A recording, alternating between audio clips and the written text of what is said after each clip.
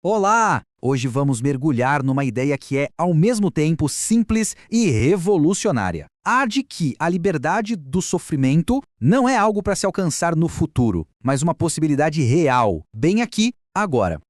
E tudo começa com essa frase: eu posso ficar livre do sofrimento hoje. Essa é a promessa central da lição 340 de Um Curso em Milagres. É uma ideia radical, né? Porque ela desafia tudo aquilo que a gente costuma pensar sobre dor e sobre paz. A palavra-chave aqui, o centro de tudo, é hoje. A proposta dessa lição é tirar a ideia de libertação do campo da esperança abstrata, sabe? E trazê-la para a nossa realidade prática, imediata. Então, vamos fundo nisso. Para a gente conseguir entender a solução, primeiro a gente precisa dar um passo atrás e redefinir o problema, exatamente como o material de origem nos apresenta. A ideia central aqui é que o sofrimento não é um destino inevitável. Não é a vontade de Deus nem um acaso da vida. Ele é apresentado como uma condição da mente, um estado mental que tem uma raiz bem específica e poderosa, a ideia de culpa. E o que é realmente interessante é essa comparação. Ela mostra que o conflito principal não é uma luta contra o mundo lá fora. Na verdade, é uma escolha interna entre duas vozes muito diferentes que existem dentro da gente. De um lado, o sofrimento é visto como inevitável, do outro, como uma escolha. Ok, então o seu sofrimento é uma escolha, a grande pergunta é, como se escolhe diferente? Pois é, a lição oferece um caminho bem claro, dividido em 3 partes. Então, esse caminho proposto tem 3 passos que estão super conectados. O primeiro é escutar a voz de Deus. O segundo, praticar o perdão. E o terceiro é alcançar a visão de Cristo. Tudo começa com esse primeiro passo, que é basicamente uma decisão de sintonizar uma outra voz interior, uma voz de orientação, em vez de ficar ouvindo a voz do ego que está sempre julgando. Essa escuta atenta nos leva direto para o segundo passo, o perdão. E aqui é importante entender que o perdão, nesse contexto, é um pouco diferente.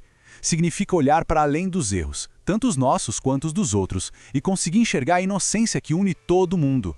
E essa prática leva a gente direto para a visão de Cristo, que nada mais é do que uma baita mudança de percepção, sair de um mundo de separação e culpa para um de unidade e amor.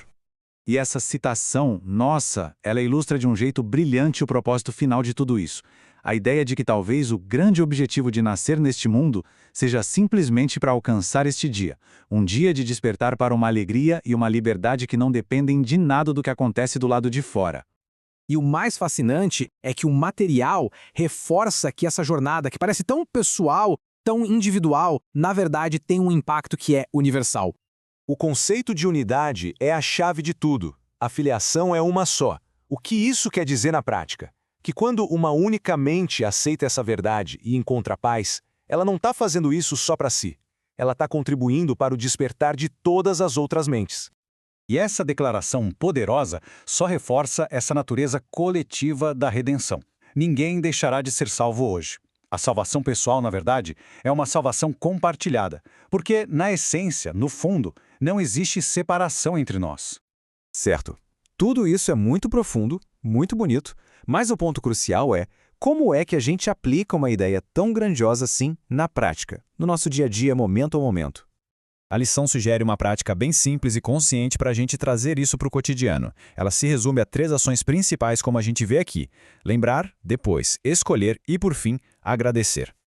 Funciona mais ou menos assim. Quando surge aquela dor, aquele medo ou uma irritação qualquer, o primeiro passo é lembrar. Opa, peraí, existe outra maneira de ver isso. O segundo passo é escolher, ativamente decidir entregar esses julgamentos e pedir para ver a situação com uma nova perspectiva. E o terceiro, agradecer. Adotar uma postura de gratidão, confiando que todo momento é uma oportunidade de aceitar a paz que já está disponível. O ponto não é ignorar os problemas, de jeito nenhum. É escolher conscientemente qual professor interior vai guiar a nossa resposta.